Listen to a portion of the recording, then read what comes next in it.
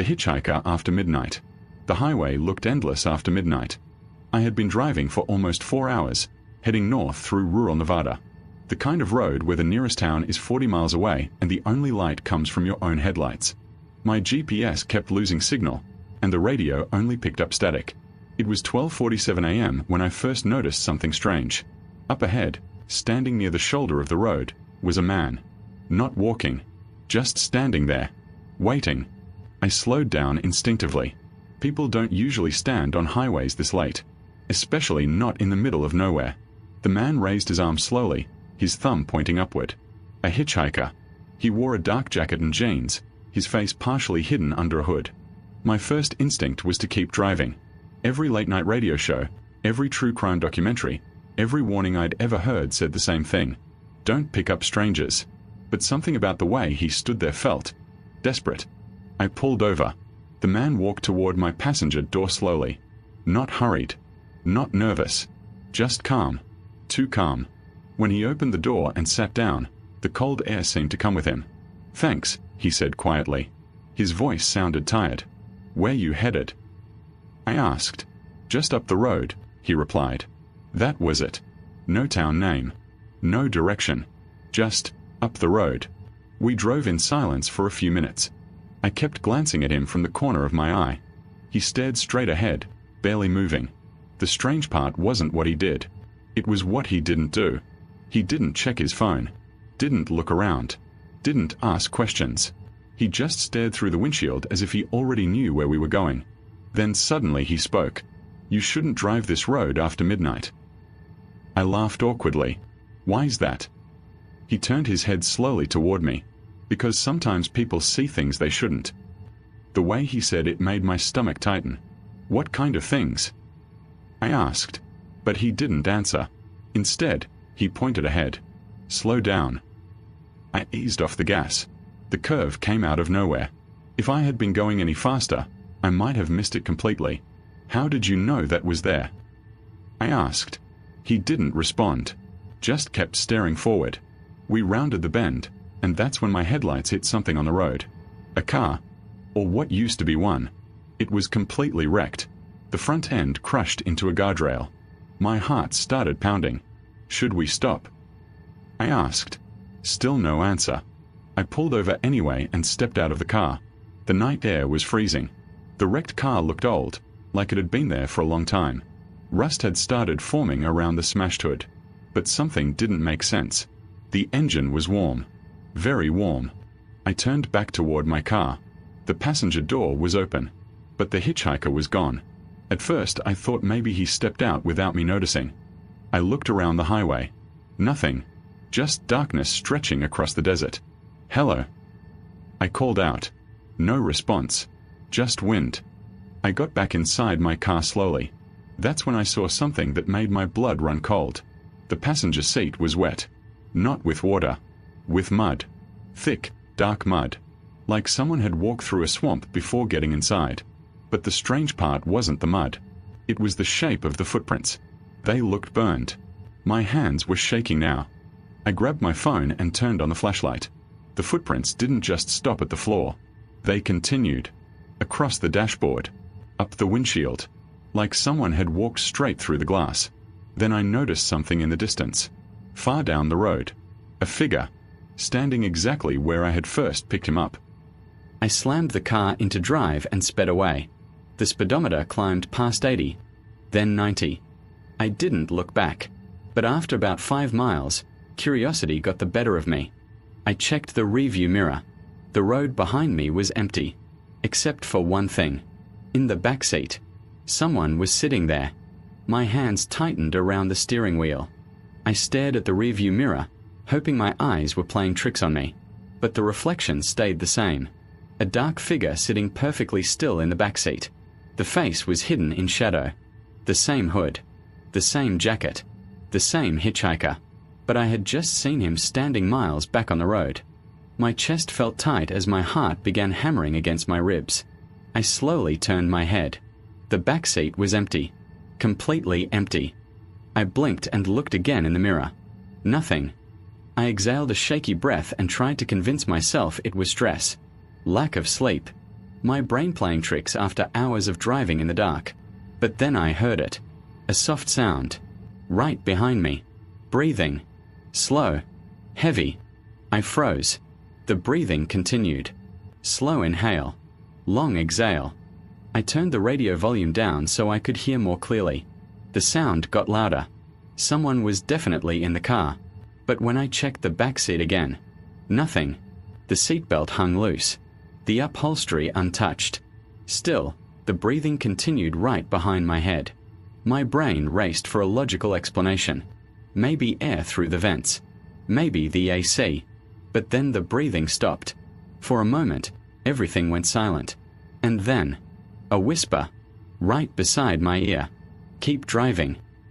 I slammed the brakes instinctively. The tire screeched across the asphalt and the car skidded sideways before stopping in the middle of the empty highway. My heart pounded so hard it felt painful. I jumped out of the car and looked inside through the windows. Front seat. Back seat. Floor. Nothing. No one. Just my shaking reflection in the glass. I paced around the vehicle, trying to calm myself down. The desert stretched in every direction. No houses. No lights. No other cars. Just the endless black highway. Then something caught my attention. Footprints. Fresh footprints in the dirt beside the road. But they weren't normal. They looked like the same burned shapes from the mud earlier. And they were leading somewhere. The footprints led behind my car, toward the road. And then, suddenly, they stopped, right in the middle of the asphalt, as if whoever made them had simply vanished. I felt a chill crawl up my spine. Then I heard the whisper again. But this time it wasn't inside the car. It was behind me. Turn around. I didn't want to. Every instinct screamed at me not to. But slowly, I turned. Standing about 20 feet away was the hitchhiker. Exactly the same as before. Same hood. Same jacket. Same blank expression. But now I could finally see his face clearly under the moonlight. And it made my stomach drop. His skin looked grey. Sunken. Broken glass was embedded in his cheek. Then he spoke. "You should have kept driving." His voice sounded different now. Not tired. Not human. More like multiple voices layered together. My legs finally moved. I ran back to my car, slammed the door shut, and floored the gas. The engine roared as the car shot forward down the highway. I didn't stop. I didn't slow down. After about 15 minutes, I finally reached a small gas station. The bright fluorescent lights felt like safety after the nightmare road behind me. I rushed inside. The clerk, an older man with a grey beard, looked up from behind the counter. "You look like you've seen a ghost," he said. I hesitated. Then I told him everything. The hitchhiker. The crash. The footprints. The voice. The clerk didn't laugh.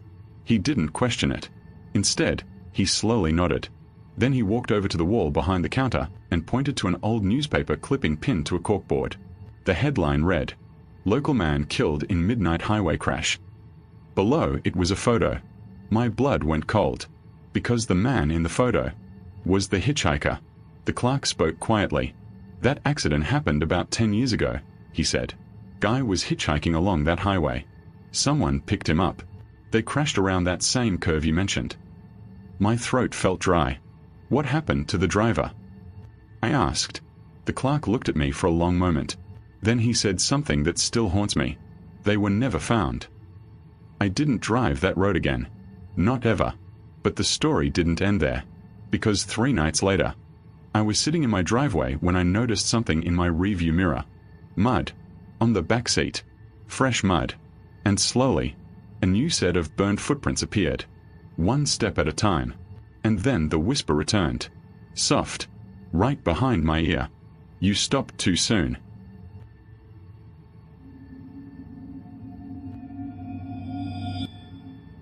The voice on the CB radio. I've been a long-haul truck driver for almost 12 years. If you drive highways long enough, especially late at night, you start hearing stories. Truckers share things on the CB radio that you won't hear anywhere else. Some are funny. Some are weird. But some are warnings. The night this happened, I was driving through northern Arizona on Interstate 40. It was around 2:15 a.m., and the road ahead of me stretched for miles without another vehicle in sight. Just my semi-truck. And the darkness. The CB radio crackled quietly beside me. Usually at that hour, the channels go silent. Most drivers are asleep at truck stops, and the few that are still driving don't bother talking much. But suddenly, a voice broke through the static. "Breaker, breaker, anyone on channel 19?" The signal sounded weak, distorted, like someone was far away. I grabbed the mic. "Yeah, I hear you," I said. "Go ahead." For a few seconds, there was only static again. Then the voice returned. "You need to slow down." I frowned. "Why's that?" I asked. The highway looked completely empty. No traffic. No police. Nothing. The voice crackled again. "Because you're about to pass me." That confused me immediately. I checked my mirrors. Nothing behind me but miles of empty road. I looked ahead. Still nothing. "No trucks around me, buddy," I replied. That's when the voice answered. "Look closer." I leaned forward and scanned the highway again. The road curved slightly ahead, disappearing behind a small hill. My headlights stretched across the asphalt, but nothing was there. "Don't see anyone," I said. Static. Then the voice returned. "You will." Something about the tone made my stomach tighten. It didn't sound like a warning. It sounded like certainty. A few minutes passed. The CB radio went silent again. I almost forgot about the conversation until my headlights reached the top of the hill. That's when I saw it. A truck, parked on the shoulder of the road. Its headlights were off, completely dark. I slowed down as I passed it. The strange part wasn't the truck itself. It was the condition. The trailer looked old. Very old. Rust covered the metal panels, and one of the rear doors hung slightly open. But the cab looked destroyed, like it had been in a serious accident. The windshield was shattered. My radio crackled again. The same voice returned. "See me now?" I gripped the steering wheel. "Yeah, I see you," I replied slowly. The voice laughed quietly, but the sound wasn't normal laughter. It sounded hollow. "You passed me." I checked my mirrors again. The parked truck was still behind me. Not moving. Just sitting there. "You okay back there?" I asked. No response. Only static. Then suddenly the voice spoke again. But this time it sounded different. Closer. "You should stop." "Why?" I asked. The voice answered immediately. "Because I've been trying to catch you." That made no sense. "You're parked," I said. "I just passed you." Another pause. Then the voice whispered something that made my blood run cold. "No." The radio crackled loudly. "I'm right behind you." I checked the mirror instantly, and my heart nearly stopped. A truck was behind me, but it hadn't been there seconds ago. Its headlights were dim, flickering, and it was getting closer. Fast. I grabbed the CB mic again. "Buddy, you were parked back there," I said. "How the hell did you?" The voice cut me off. "I told you to slow down." The truck behind me kept gaining speed. Its headlights grew brighter, closer, and something about it looked wrong. The cab looked crushed, exactly like the wrecked truck I had just passed. My speedometer read 70, then 75, then 80, but the truck behind me was still closing the distance. The radio crackled again. "You can't outrun it." The voice sounded amused now, like this was some kind of game. My hands started shaking. "What do you want?" I asked. The answer came immediately. "Company." The truck behind me suddenly flashed its high beams. Blinding white light flooded my mirrors. Then the voice whispered one last thing through the CB radio. "You should have stopped when I told you." And then, suddenly, the truck behind me disappeared. Gone. No headlights. No engine noise. Nothing. Just the empty highway again. I didn't stop driving until sunrise. When I reached the next truck stop, I told another driver what happened. He didn't laugh. Instead, he looked at me and said something I'll never forget. "There's an old wrecked semi on I-40, he said quietly. "Driver died chasing another truck late at night." I felt the chill return instantly. Then he asked one final question. "You didn't stop when he asked, did you?" But the scariest part didn't happen on the highway. It happened 2 nights later, when I turned on my CB radio and heard the same voice again, whispering through the static. "I found you." The voice on the CB radio stayed in my head for 2 days. I tried to convince myself it was just another trucker messing with me. Drivers play jokes sometimes, especially late at night when the road gets boring. But deep down, I knew something about that night on Interstate 40 wasn't normal. Because when I checked my mirrors that night, that truck hadn't been there. Not until the voice said it was. 2 nights later, I was parked at a rest stop outside Albuquerque. It was around 1:30 a.m. Most of the other drivers were asleep in their cabs. The parking lot was quiet except for the distant hum of diesel engines idling in the dark. I was about to turn off the lights and get some sleep when the CB radio suddenly crackled. Loud, violent static burst through the speaker. Then the voice returned. "You're parked tonight." My stomach dropped instantly. I grabbed the microphone slowly. "Who is this?" I asked. The voice laughed quietly again. "You drove too fast the other night." The same hollow laughter echoed through the cab. Didn't even say goodbye. My heart began racing. "How do you know where I am?" I demanded. For a moment, the CB radio went silent. Then the voice whispered something that made the hair on my arm stand up. "I can see you." I looked out the windshield. Rows of parked trucks stretched across the lot. Most were dark. A few had dim lights glowing inside the cabs. But then I noticed something strange near the far end of the parking lot. One truck had its headlights on, just sitting there, facing directly toward me. I squinted through the windshield. The truck looked familiar. Too familiar. The cab looked dented. The windshield cracked. Exactly like the wrecked truck I had seen on the highway 2 nights earlier. My CB radio crackled again. "That's me." My breathing got heavy. "You're not real," I said quietly. The voice responded instantly. "Oh, I'm real." The truck's headlights flickered slightly. Then its engine roared to life. Even from across the lot, I could hear it. Deep. Loud. Unnatural. The truck began moving. Slowly at first. Rolling forward through the parking lot. Straight toward me. I turned my key instantly and started my engine. Diesel thunder filled my cab as my truck roared awake. "Where are you going?" the voice asked calmly through the CB radio. I threw the truck into gear and pulled out of my parking spot. The tires screeched slightly as I sped toward the exit of the truck stop. In the mirror, I saw the damaged truck following me. Its headlights bounced violently as it accelerated across the lot. It was gaining speed. Fast. I blasted onto the highway ramp and pushed the accelerator down hard. 65. 70. 75 miles per hour. The empty highway opened in front of me. For a moment, I thought maybe I had escaped. Until the CB radio crackled again. "You can't leave." I checked my mirrors. And there it was. The ghost truck had followed me onto the highway. Its headlights burned brighter than before. And it was getting closer every second. The CB voice continued calmly. "You were supposed to stop that night." My speed climbed past 80 miles per hour. The engine roared under the strain. But the truck behind me was still gaining. "Why me?" I shouted into the microphone. The answer came instantly. "Because you heard me." The voice sounded almost relieved now. Most drivers don't. The ghost truck suddenly flashed its high beams again. Blinding white light flooded my mirrors. I could barely see the road ahead. Then the voice whispered something terrifying. "I've been chasing drivers for 10 years." My heart felt like it stopped. Trying to warn them. Warn them about what? I asked. There was a long pause. Then the voice answered. "About the curve." The exact same curve where I had seen the wreck truck days earlier. "You didn't stop," the voice continued quietly. "So now you understand." Suddenly, my headlights revealed the curve again. The exact same spot. The same guardrail. The same place where the old wreck had been sitting.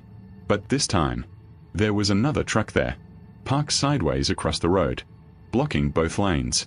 I slammed the brakes. The tires screamed as my truck fought to stop before the curve. Behind me, the ghost truck was still coming fast. Then the voice spoke one last time. "You stopped." The headlights behind me suddenly vanished.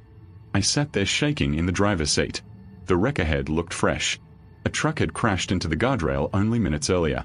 If I had been driving full speed into that curve, I would have slammed straight into it. The CB radio crackled one final time. But the voice was softer now. Fading. "Drive safe, driver." I never heard that voice again.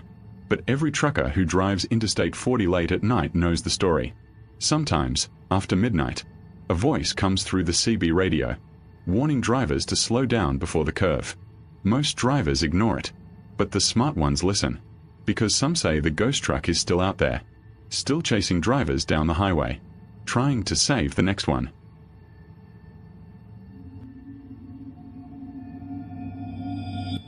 On County Road 12. I've been driving Uber in Dallas, Texas for almost 4 years. You see everything after midnight. Drunks, cheaters, businessmen who don't want to go home yet, college kids pretending they're invincible. But what happened on County Road 12 at 2:17 a.m. still keeps my dashboard camera running even when the car is off. It was a Tuesday night, slow. I was about 10 minutes from calling it quits when a ride popped up. Pickup, no address provided. Just GPS coordinates. Out near Lake Ray Hubbard. Middle of nowhere. I should have declined it. I didn't. The app showed a 22-minute drive to the pickup point. Surge pricing was high, almost triple. That should have been my first red flag. Nobody requests an Uber from unmarked coordinates unless they don't want a record of where they are. Still, money talks. I accepted. As I drove east, the city lights faded behind me. Gas stations disappeared. Street lights thinned. Eventually, it was just black trees and occasional mailboxes. My phone signal flickered from 5G to LTE, then 1 bar. The GPS rerouted twice. Each time, deeper into unlit roads. I told myself it was probably some lakeside house party. College kids.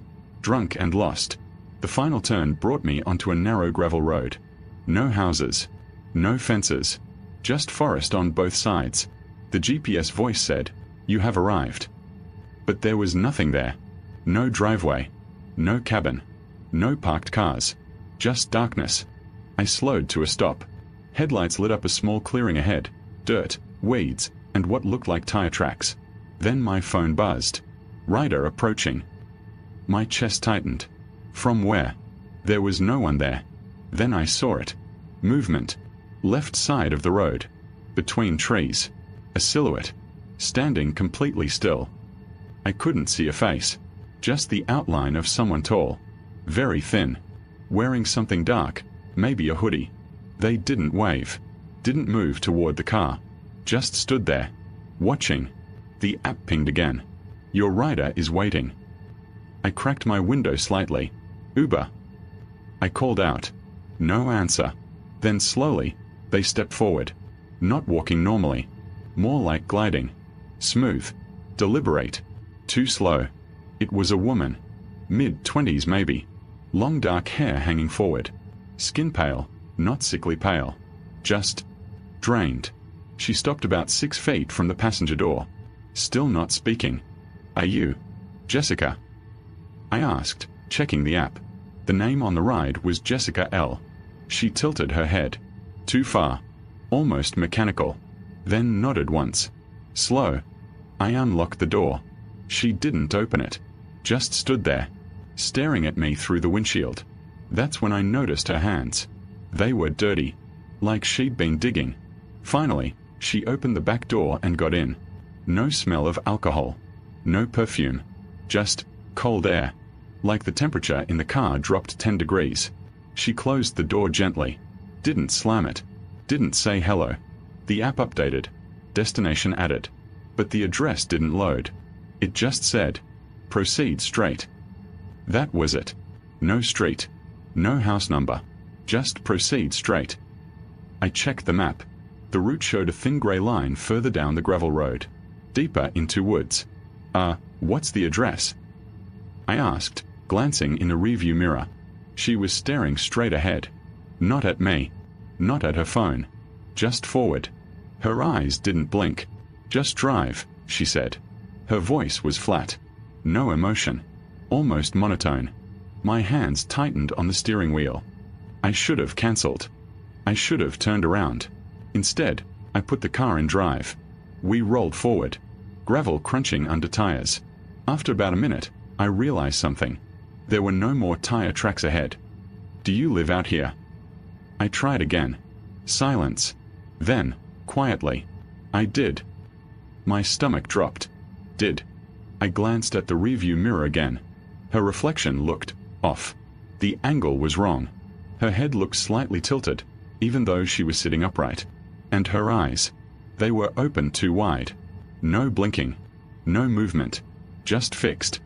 I felt sweat forming on my neck. The GPS still said, "Proceed straight." We drove another half-mile. Then the road ended. There was a massive fallen oak tree blocking the path. No way around it. No space to turn easily. "I think this is it," I said. Silence.